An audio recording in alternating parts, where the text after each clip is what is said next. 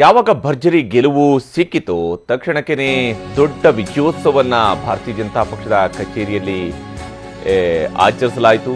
ಪಂಚ ಫಲಿತಾಂಶದ ನಂತರ ಲೋಕಸಭೆಯಲ್ಲೂ ಕೂಡ ಬಿಜೆಪಿ ಗೆದ್ದೇ ಗೆಲ್ಲುತ್ತೆ ಅನ್ನುವಂತಹ ವಿಶ್ವಾಸವನ್ನ ಪ್ರಧಾನಿ ಮೋದಿ ಅವರು ವ್ಯಕ್ತಪಡಿಸಿದ್ದಾರೆ. ಕುಟುಂಬ ರಾಜಕಾರಣಕ್ಕೆ ಕೌಂಟು ಕೊಟ್ಟಿದ್ದಾರೆ, ವಿಪಕ್ಷಗಳಿಗೆ ಚಾಟಿ ಬೀಸಿದ್ದಾರೆ. ಸಮಾಜವಾದಿ ಪಕ್ಷದ ಸಮಾಜವಾದವೇ ಅವರ ಕುಟುಂಬವಾದ ಅನ್ನುವಂಥದ್ದನ್ನ, ಅವರು ಪರಿವಾರವಾದವೇ ಅವರ ಸಮಾಜವಾದ ಅನ್ನುವಂಥದ್ದನ್ನ ನಿರಂತರವಾಗಿ ಮೋದಿಯವರು ಕ್ಯಾಂಪೇನ್ನಲ್ಲೂ ಕೂಡ ವಾಗ್ದಾಳಿ ನಡೆಸಿದರು. ಮತ್ತು ಉತ್ತರ ಪ್ರದೇಶದ ಗೆಲುವಿದೆಯಲ್ಲ, ಅದು ಸಹಜವಾಗಿಯೇ ಲೋಕಸಭೆಯಲ್ಲಿ ಮತ್ತೊಮ್ಮೆ 300+ ವರೆಗೆ ನಾವು ಹೋಗ್ತೀವಿ ಅನ್ನೋ ವಿಶ್ವಾಸವನ್ನ ಪ್ರಧಾನಿ ಮೋದಿ ಅವರಿಗೆ ಮೂಡಿಸಿರುವಂತದ್ದು. ಹಾಗಾದ್ರೆ ವಿಜಯೋತ್ಸವದ ಭಾಷಣದಲ್ಲಿ ಪ್ರಧಾನಿ ಮೋದಿ ಏನೆಲ್ಲ ವಿಚಾರಗಳನ್ನು ಪ್ರಸ್ತಾಪಿಸಿದ್ದರು ತೋರಿಸ್ತೀವಿ ನೋಡಿ.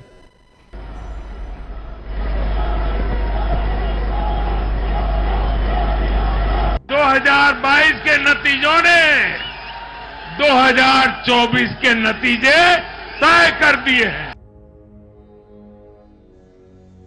निष्ठा और नियत की पटरी पर अविरत आगे बढ़ते रहे।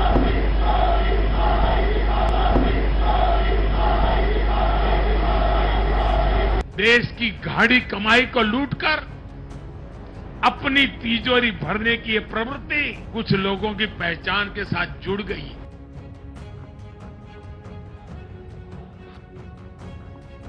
ಪಂಚರಾಜ್ಯ ಚುನಾವಣೆ ಪೈಕಿ 4 ರಾಜ್ಯಗಳಲ್ಲಿ ಗೆದ್ದ ಖುಷಿ, ಗೆಲುವಿನ ಸರದಾರ, ಪಾಂಚಜನ್ಯ ಮೊಳಗಿಸಿದ ಸೂತ್ರಧಾರ, ಕಮಲ ಕಮಾಲ್ ಮಾಡುವಂತೆ ಮಾಡಿರೋ ಮೋಡಿಗಾರ ಮೋದಿ. ಮೊಗದಲ್ಲಿ ಎಲೆಕ್ಷನ್ ಯುದ್ಧ ಗೆದ್ದ ಮಂದಹಾಸ ಮಿಂಚಿತ್ತು. ವಿಧಾನಸಭೆ ಚುನಾವಣೆಯ ಗೆಲುವು ಪ್ರಧಾನಿ ಮೋದಿಗೆ ಬೂಸ್ಟರ್ ಡೋಸ್ ನೀಡಿದಂತಾಗಿದೆ. ಇದೇ ಜೋಶ್ನಲ್ಲಿ ಲೋಕಸಭೆ ಚುನಾವಣೆಗೂ ಮೋದಿ ರಣಕಹಳೆ ಮೊಳಗಿಸಿದ್ರು. नरेंद्र मोदी, नरेंद्र मोदी, नरेंद्र मोदी, नरेंद्र मोदी, मोदी, देखो देखो कौन आया, देखो देखो कौन आया। ಲೋಕಸಭೆ ಚುನಾವಣೆಗೆ ಪಂಚರಾಜ್ಯ ರಿಸಲ್ಟ್ ದಿಕ್ಸೂಚಿ. ಲೋಕಸಭೆಯಲ್ಲೂ ಬಿಜೆಪಿಯೇ ಗೆಲ್ಲುತ್ತೆ ಎಂದ ಮೋದಿ. ದೆಹಲಿಯ ಬಿಜೆಪಿ ಕೇಂದ್ರ ಕಚೇರಿ ಸಂಪೂರ್ಣ ಕೇಸರಿಮಯವಾಗಿತ್ತು.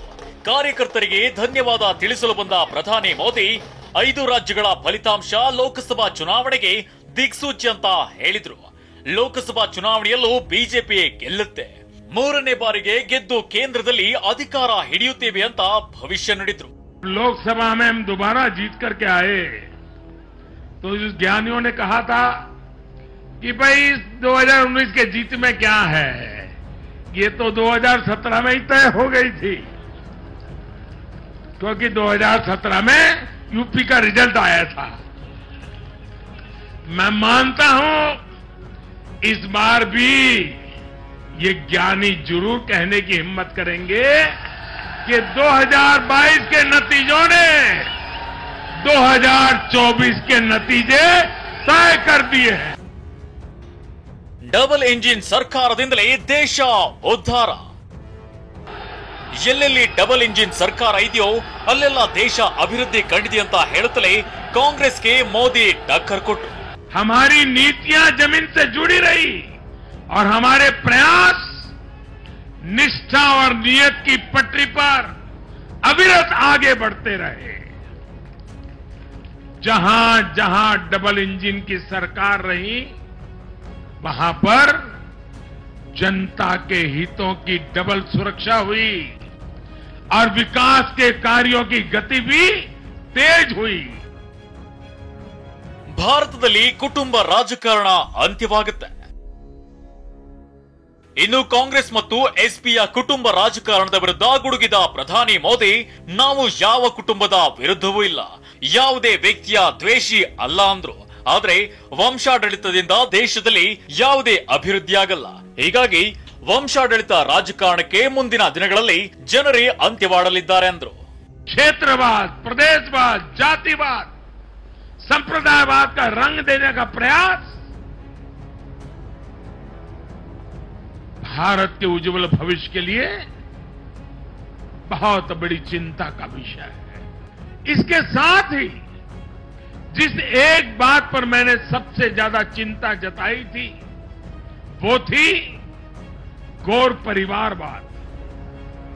मैंने राज्यों के लोगों को बताया कि कैसे मैं किसी परिवार के खिलाफ नहीं हूं, नहीं मेरी किसी की व्यक्तिगत दुश्मनी है।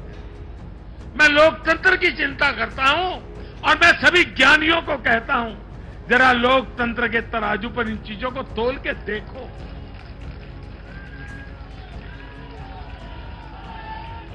और मैंने लोगों को बताया कैसे परिवारवादी राजनीति ने उनके राज्य का कितना नुकसान किया है, राज्य को पीछे ले जा रहा है। और मुझे खुशी है कि मतदाताओं ने इस बात को समझते हुए भी इस चुनाव में अपना वोट दिया है, लोकतंत्र की ताकत को मजबूत किया है। ಭ್ರಷ್ಟಾಚಾರ ಮಾಡುತ್ತಿರುವವರಿಗೆ ಶಿಕ್ಷೆಯಾಗಬೇಕಿದೆ. ಮುಂದಿನ ದಿನಗಳಲ್ಲಿ ದೇಶದಲ್ಲಿ ಭ್ರಷ್ಟಾಚಾರ ಅಂತ್ಯ. ಕಾಂಗ್ರೆಸ್ ಸರ್ಕಾರದಲ್ಲಿ ಭ್ರಷ್ಟಾಚಾರ ತಾಂಡವವಾಡ್ತಿತ್ತು. ಬಿಜೆಪಿ ಅಧಿಕಾರಕ್ಕೆ ಬಂದ ಬಳಿಕ ಭ್ರಷ್ಟಾಚಾರಕ್ಕೆ ಕಡಿವಾಣ ಹಾಕಿದ್ದು, ಭ್ರಷ್ಟಾಚಾರಿಗಳಿಗೆ ಕಠಿಣ ಶಿಕ್ಷೆ ಆಗಬೇಕು ಅಂತ ಮೋದಿ ಗುಡುಗಿದ್ರು. हमारे देश में भ्रष्टाचार के खिलाफ लोगों में, भ्रष्टाचारियों के खिलाफ, ऐसे लोगों के प्रति एक भयंकर नफरत का भाव रहता है। देश की गाढ़ी कमाई को लूटकर अपनी तिजोरी भरने की ये प्रवृत्ति कुछ लोगों की पहचान के साथ जुड़ गई है।